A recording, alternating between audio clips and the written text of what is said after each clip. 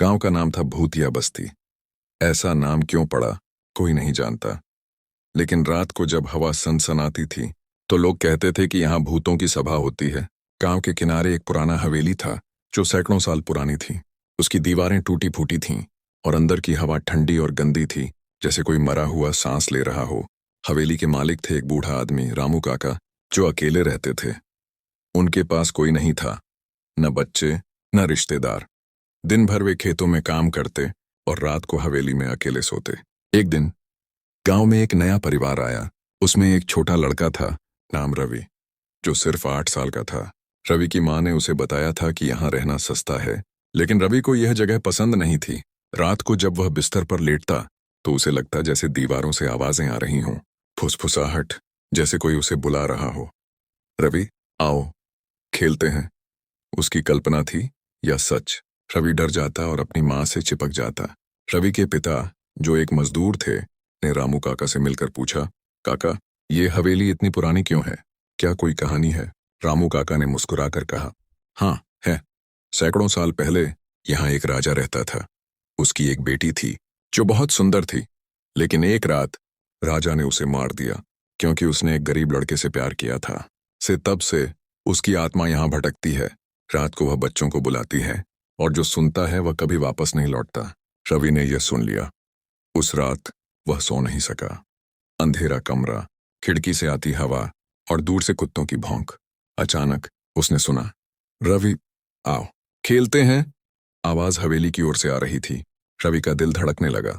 वह उठा और खिड़की से बाहर देखा। हवेली की रोशनी बुझी थी, लेकिन एक सफेद साया दिखा जो धीरे धीरे बढ़ता जा रहा था। रवि चिल्लाना चाहा, लेकिन आवाज नहीं निकली। दूसरे दिन रवि ने अपने दोस्तों को बताया। वे हंसे, तू डरपोक है, लेकिन रवि जानता था कि यह सच है। उसने रामू काका से फिर पूछा, काका, क्या आपने कभी उस आत्मा को देखा? काका ने आंखें नीची करके कहा, हाँ देखिए। जब मैं छोटा था तो मेरे भाई ने उस आवाज सुनी थी। वह गया और कभी वापस नहीं आया।